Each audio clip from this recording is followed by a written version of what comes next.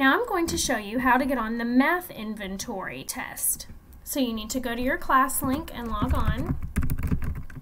I'm logging on as one of my students, Linda. Once you've logged on to ClassLink, go down to the dog with the key that says Sam.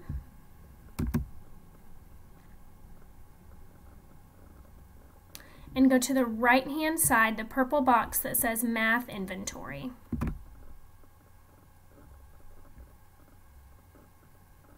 Let's play a new game. This time, don't count. As fast as you can, click on the color that has more circles.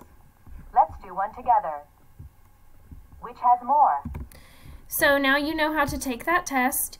Try to find a quiet space where you can take it by yourself, and try to do it by yourself with no help, because this test is for the first grade teachers to see what amazing mathematicians you are, and we know that you're all so super smart.